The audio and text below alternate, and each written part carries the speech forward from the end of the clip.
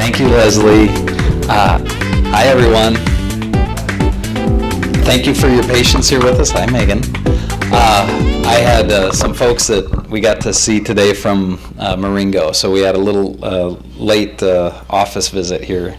So appreciate your patience with us, and I'm excited to get started. Guys, who here has actually, hi there, who here has actually heard,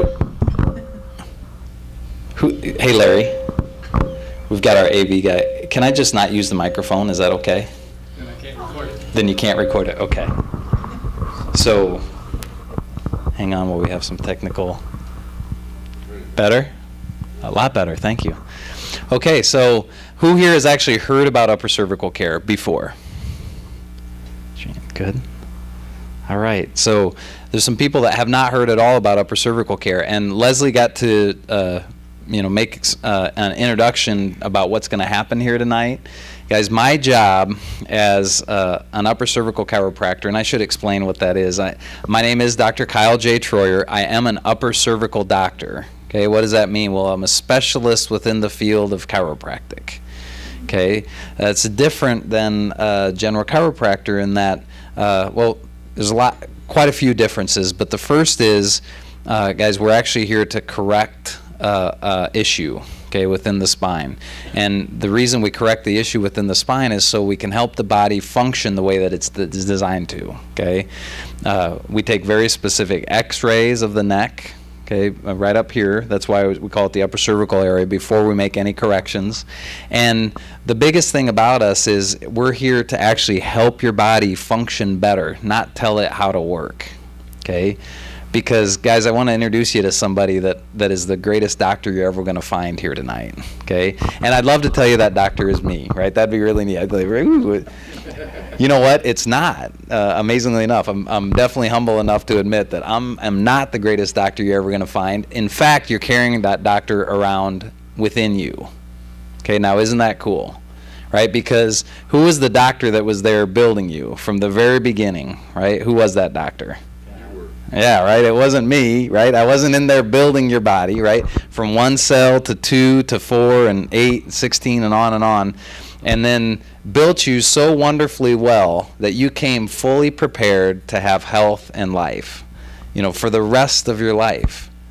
Okay? And I love that's already there. Okay? So, and in fact, we can go back to the very beginning because I like to tell this story about you. From the second you were created, there was life in that one little tiny cell.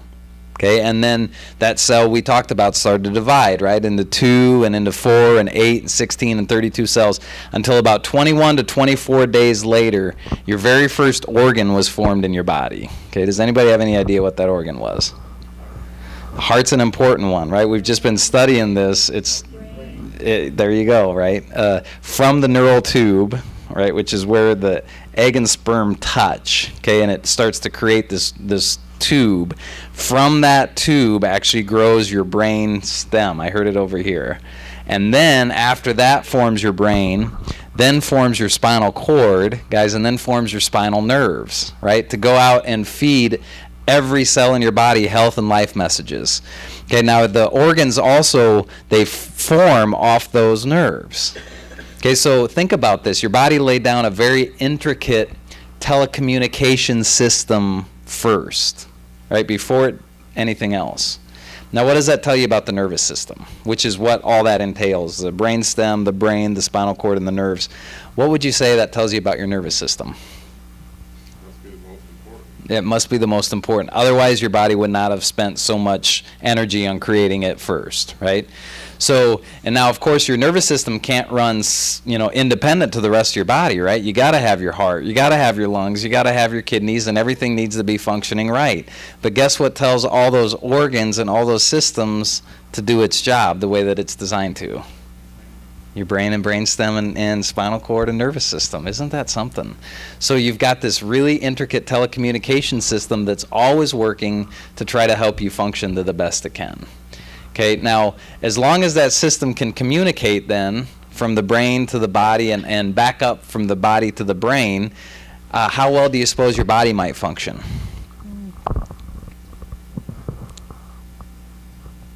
Good or not so good?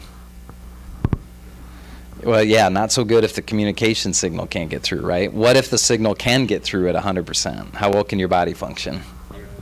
100%. Isn't that cool? You know, so again, it's you're seeing how your body's actually built and how it's designed to function. But we can get a problem with that system, okay? And then this is where I get to break out my model. And by the way, maybe now's a good time to pass my bones around. This is before we eat. Here you go.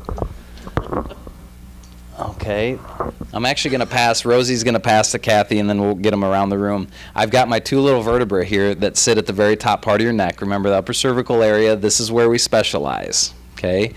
Those two little vertebrae weigh about 2 ounces, guys.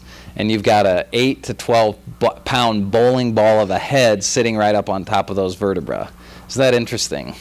So, you know, listen, I'm not here to question the design, right? It's really incredible how well the body's designed. However, that because those little vertebrae are so light and nothing holds them in place except muscles and ligaments, okay, and they actually protect your very delicate brain stem, remember, which we found out was the first organ or first part of you that was formed.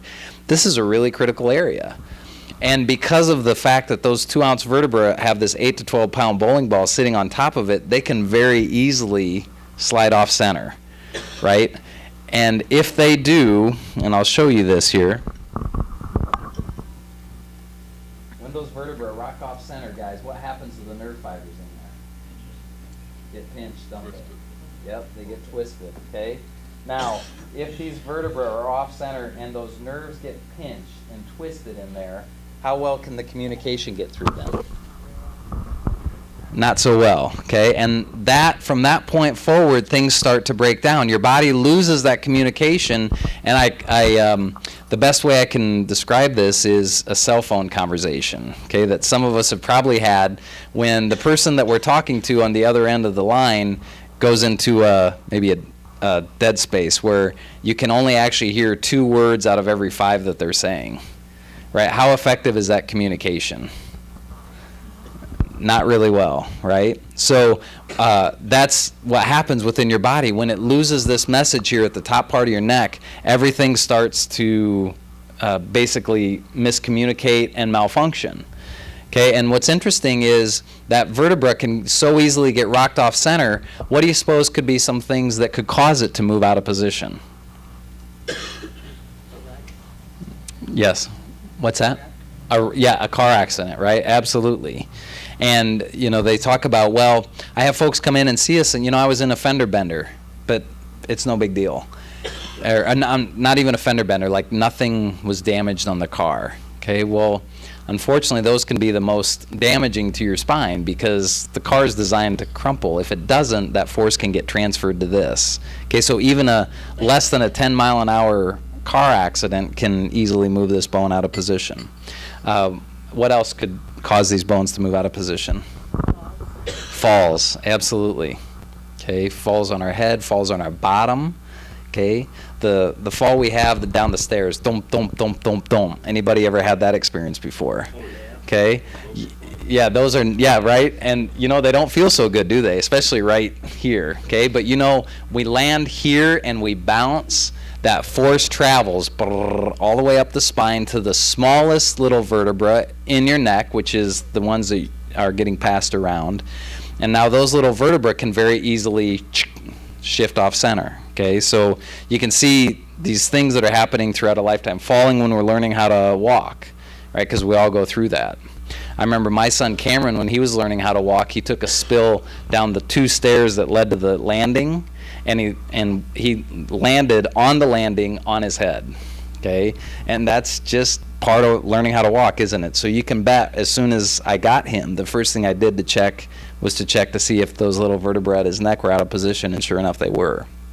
Okay, so those are part of things that can move the bone out of position. Any other thoughts? What else could cause, yes? How about Coming through the birth canal, that's a, you know, that's a big one. And okay, how many of us here had a birth process? Well, that's pretty easy, all of us, right? C-section or non-C-section, they've actually found that they did medical studies in Germany looking at the function of the nervous system within babies within the first 3 weeks of their lifetime. They looked at C-section and vaginal birth, and this was actually within the first 3 weeks of their life, over 1,000 babies, and they found 80% of these kids had autonomic imbalance. That means their nervous system was not functioning properly within the first 3 weeks of their life, very easily because coming through the birth canal or the C-section birth was one of the original injuries to the spine, because obviously these little babies had not yet been in a car accident, right? They hadn't had a fall, but already their nervous system was showing malfunction. So birth process. Okay, any others? Like if you're sleeping and you sleep wrong. Yeah, we're going to talk about that, especially when folks come in and start getting the corrections. We talk about how to hold the correction. Sleeping on your stomach is not the good thing to do, right? And that's how we spend 1/3 of our lifetime. So, yeah, it does, doesn't it? I know. I encourage lifestyle changes for people. One is not sleeping on your stomach. The other is drinking water. And I tell them that, you know what, no matter what you do, it's not going to impact me, but it will sure help you if you do those things. So we'll talk about how to keep your spine in a more neutral position while you're sleeping. Any other ideas about how the bone can get shifted off? Stress. Oh my gosh. Okay. So no one here watches TV, which is good. That means that none of us have any stress, right? Well, that's the #1 cause of stress. No, really, you know, stress is a big one, isn't it, guys? We are bombarded with stress input all day, every day. Okay, where do most of us wear that stress? In our neck, yeah, isn't that right? We do this, okay? And remember, those two little vertebrae are only held in place by muscles and ligaments. Guess what those bones then have a tendency to do because of that muscle tightness? Slide them right out of position, okay? And then the other thing that can cause the vertebra to move out of position is the toxicity. Okay, those are the things that we put into our body, okay, that can actually shift the bone out of position. And unfortunately, even drugs can fall into that category. Okay, and when I say drugs, I'm not talking just street drugs. Okay, you know, I'm talking about even over-the-counter medicines or prescribed medicines. Okay, and that takes us up to the next step of our talk here, which is, you know, we got to understand that we're living in a very toxic society. You know, I think all of us could probably agree with that, right? They've actually come out now with new data that says out of half the people in the United States. So let's take half the people in this room, or let's take all the people in this room. At least half of us, and this is United States wide, at least half of us are taking long-term prescription drugs. In fact, over half, 51% now. So that means that you're in the minority if you're not taking a prescription drug in the United States. Okay, that makes you stop and think, doesn't it? Now, out of all the world's population, there's roughly 3 to 5% in the United States. Okay, any guess what percentage of prescription drugs that we consume? 95%. Man, I'll tell you, it feels like it, doesn't it? 80%. 80% of the drugs that are manufactured we eat, and we're 3 to 5% of the world's population. Okay, so, you know, to me that seems like it's an issue, but if it were so that drugs actually make you healthy, then where would our health state be? We should be on the top, right? Actually, they found that the World Health Organization does health studies, and they figure out different factors of levels of health, and guess where the United States came in? Should have been #1. Yeah, somewhere down 20s, 30s, even 40, right? I've heard it goes. We're not at the top. Okay, that's the key thing to understand about that. So, guys, you know, first off, listen, drugs and surgery are necessary sometimes. Okay, we're not here to dispute that. But I'm going to tell you something. And listen, if it's okay, we need to be truthful with each other. Otherwise, we're not going to have any kind of a relationship. Drugs are not going to make you healthy. They can mask your symptoms. Okay, they'll do a really good job of that. Example, if I have a headache and I take an aspirin, what's hopefully going to happen to my headache? It's going to ease it up, maybe go away, right? Am I going to feel better? Yeah, right? If I don't have a headache, I'm going to be really happy. Did I fix my problem? No. Okay, what did I do then? I just masked it, okay? And again, that's sometimes you got to do that. We're not disputing that, but what we are saying is that if you're going to find, if you're looking for a health, actual return of health, it ain't going to happen from the bottom of a pill bottle, okay? So what we've got to figure out then in upper cervical care, because that's where we come back to what we're going to do as far as trying to help the body function better. We've got to take a look at an area that's really critical for you.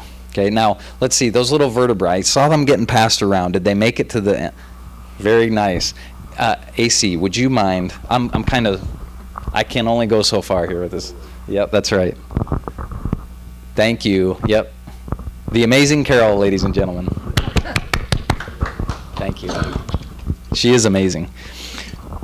So now that I've passed these vertebrae around, I can let everybody know that, in fact, these are real vertebrae. Okay, I like to do this before we eat, so and they're actually, you can see how light they are, right? Doesn't that kind of clue you in into how amazing this creation is?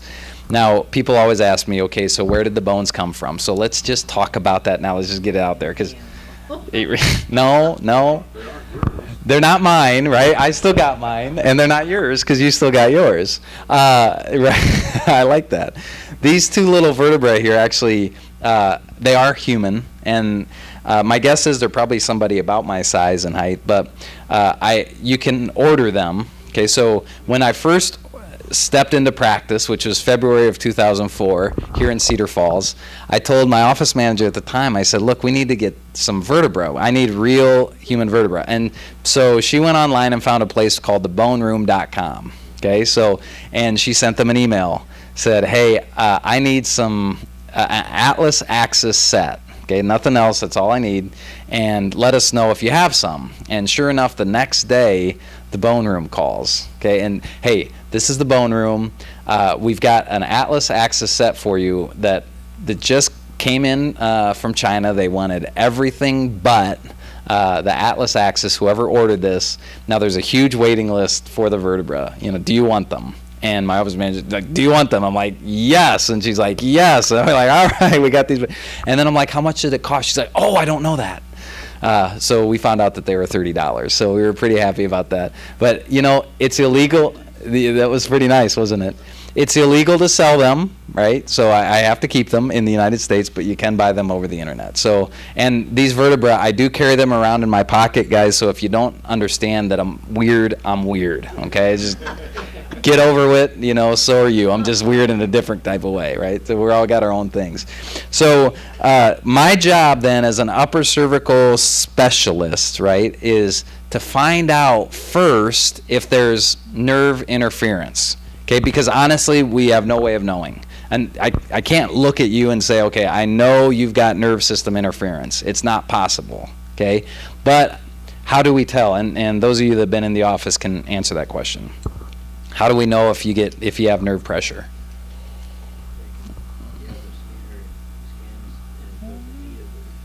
Yes, exactly. That's a great answer, Gary. We actually, I'm testing the people that are already in to see how well you passed. Yeah, this is A+. We have an instrument we get to run up the back of the neck, guys. It's a thermographic test, okay? And it's measuring heat from side to side, which will actually is basically a way that we can measure the nervous system function of your body through this thermographic test. Okay. Now we want to see balance from side to side. So what does that mean? Well, we need to see, or we're looking to see, a straight line on your graph.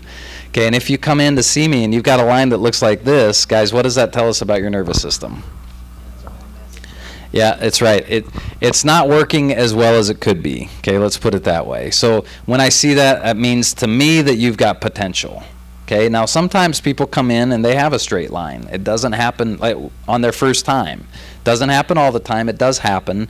It happens more often with young people, okay, because they haven't had as much time on this planet to get nerve interference, okay? So once we detect that there is nerve pressure, the next step is to take some very specific x-rays, okay, of the neck. Because I'll tell you something, guys, we're working at your brain stem. There's no guess. Okay, it's not how we're going to do it. We don't just go in and start moving things around. We've got to take very specific x-rays. There's 274 different ways these little vertebrae can move out of position. Okay, and we're talking millimeter and degrees of movement.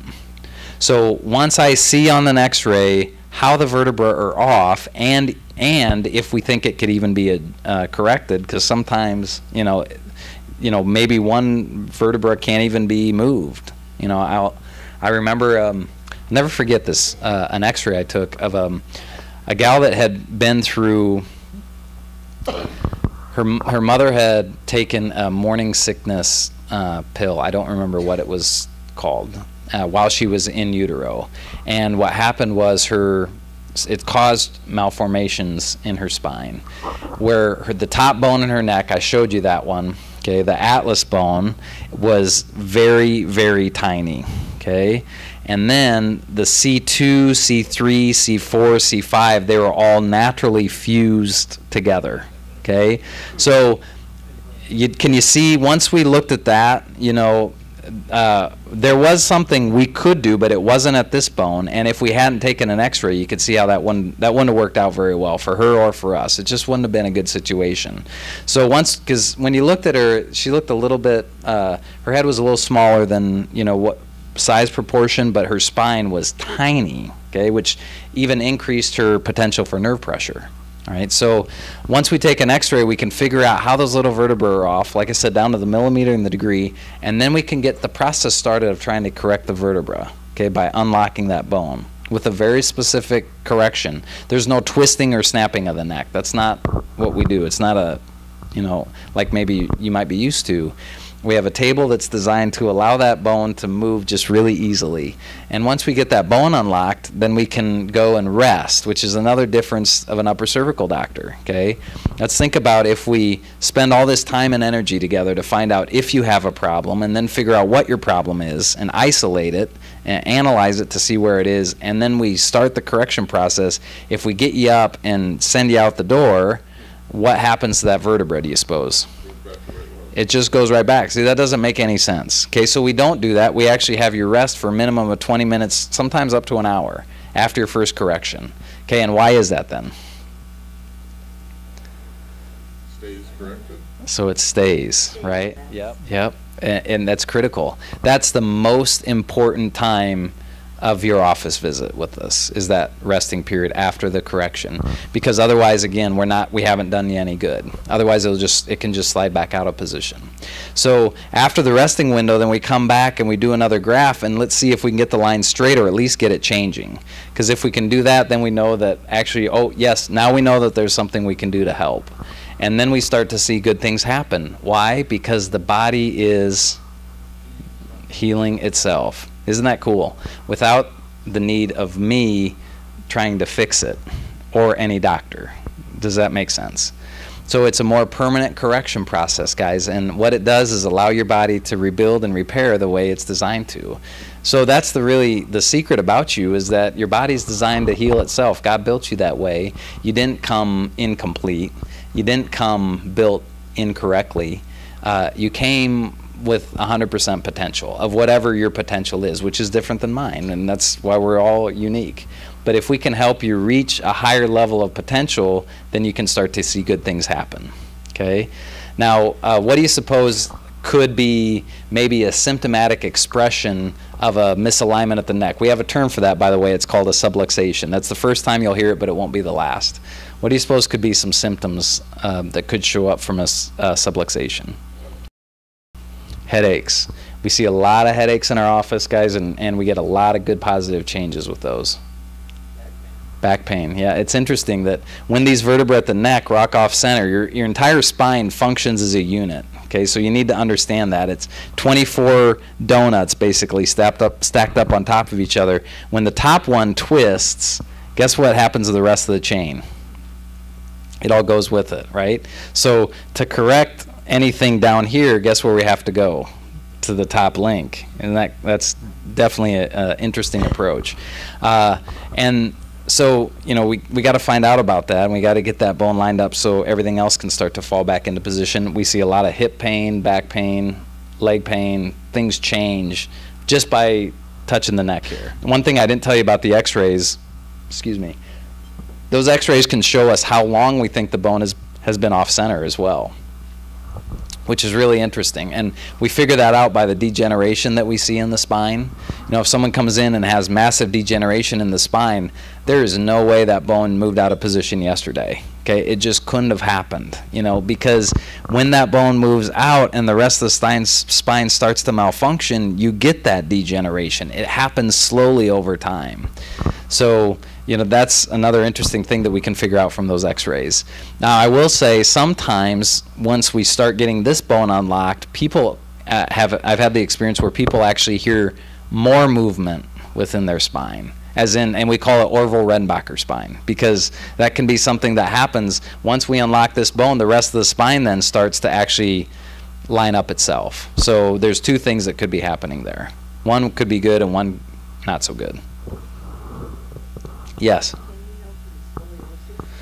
You know, scoliosis, that's an interesting one. Especially if a person's grown into a scoliosis, that scoliosis is probably going to stay there. Your body's sort of adapted to that position, and but what happens is if we get the top bone unlocked that probably caused that scoliosis in the first place, then many times we see your body adapt to that situation better. So we see less pain, more function within your body, and it's just one of the neat things that can come along with upper cervical care. It's kind of like upper cervical care has side benefits, and one of those is your body works better. Many times we see people sleep better. Many times we see people's digestive system work better. It's just because you're getting your proper nerve flow out to every part of your body. So we have seen that quite a bit, actually. Yeah. It makes sense. You know, it makes sense because the nerves that come to your stomach or any other organ have to get through that little atlas bone first, right? I showed you how small that bone is. Yep. So if the nerve pressure is there and the body's not getting the message, it's going to break down. If we can restore the nerve message, then the body has a potential or a higher potential to start to function a lot better. Any other thoughts about what symptomatically could show up when these vertebrae move out of position? Loss of hearing, yeah, that's interesting, isn't it? It actually happened to Jacob, right? The first, that's a nice segue into the history of chiropractic. The very first chiropractic adjustment, guys, was given in 1895. Any idea where that happened? Where in the world? Iowa. Yes, sir, Davenport, Iowa. Isn't that wild? Right here in our home state, chiropractic actually was sort of birthed, right, in 1895. And that first adjustment was given to a deaf man. Okay, 3 days in a row, they pushed on that vertebra. And you know, that young man, his name is Harvey Lillard, he got his hearing back. That's how it all began. It's just, I know, isn't that something? Yeah. Again, it shows you the power that made the body heal the body. Okay, so that's what happened for him. So we've got quite a different list, right? Hearing, back pain, headaches, acid reflux. You know, the cool part about this is, guys, that and babies, I think about ear infections, I think about colic, I think about, we've seen children with autism and ADHD have some positive change. You know, the neat thing about this is upper cervical care is not the answer, okay, because it's not. There's other things that you need to do. You know, you need to have proper nutrition, you need to drink your water, you need to move, life is motion. You know, you just can't get your bone in your neck aligned and then just wait for everything to happen. However, I'm going to tell you that if you get that bone pushed back in and keep it there, then your healing potential goes way up. Okay? And that's what's cool about this, because we don't treat any of those conditions. In fact, you know, there's nothing we do for, let's say someone comes in with fibromyalgia. Do you treat fibromyalgia? No. But what we do is help your body function better, and then many times you start to see those symptoms dissipate, which is really, really cool. And we've had just a bunch of neat success stories with different things like that. But it's important to understand as we start this process together and we begin to walk together, you know, we're not trying to play your medical doctor. You know, you don't need us to treat your symptoms, right? Otherwise you can go, you know, you don't have to come up from Kelowna to have me treat your symptoms, you know, or Marengo. But what we can work on, which is different, is finding how the bone at the top of the neck is out of position and gently rock that bone back into position and work on keeping it there so your body's healing potential goes way up, and then you can have a much greater potential at life. which is really what it's all about. That's why we have these meetings, by the way. This is our 6th dinner that we've had this year, and this is roughly about 250 people that have actually been able to hear the upper cervical chiropractic message, which we think is awesome, because honestly, guys, how do you hear about something like this? I mean, yeah, word of mouth, that's it, isn't it, Gary? It's not through the TV. Okay, what do you hear about on TV when you're watching the news? Drugs. After the death and destruction, the 3 Ds, death, destruction, and drugs. Right? And listen, guys, the list of side effects are usually a little bit worse than the condition that you're actually taking the drug for. And that's concerning to me. It's like, which requires a lot of times a new medicine to deal with the new symptom. Yeah, and sometimes that's the first symptom is death. So, yeah, you don't hear about upper cervical care unless it's something like this many times. Okay, so that's why we do these, and we have a lot of fun doing them. Yeah, guys, it's a totally different way of thinking, and honestly, it's a different way of looking at life. It says that, it's not a fear-based mentality. It says that you come fully prepared for life. You've got everything you need within your body. The best pharmacy in the world is located, guess where? Right inside you, okay? So you first off, once you come to that knowingness, all of a sudden life looks a little different, doesn't it? It's not as scary, okay?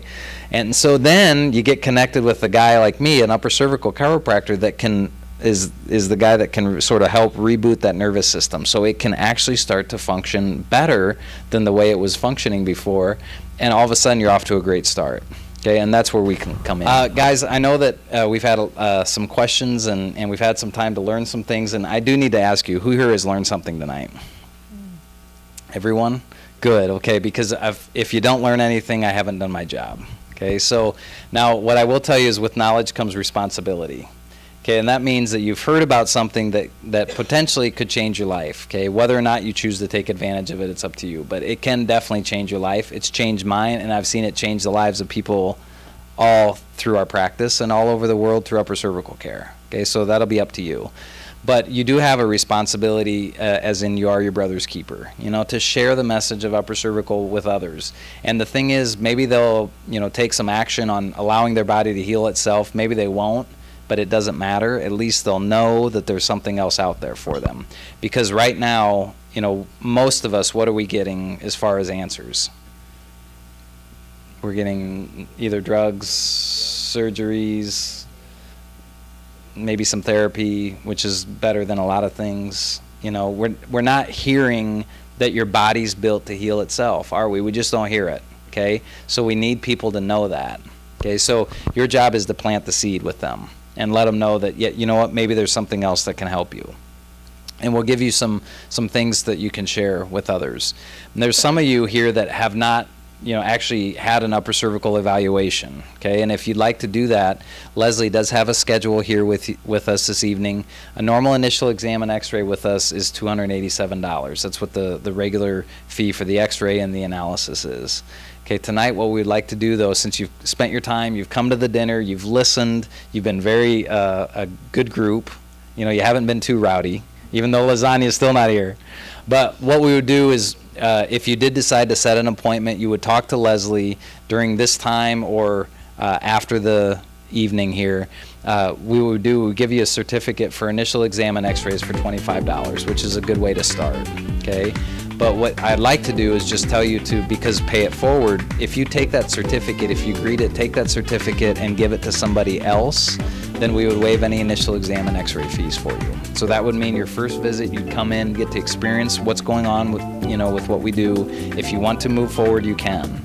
Okay, if you don't, I don't care, it's okay. You just do whatever you need to do, but at least you're gonna understand where you're at.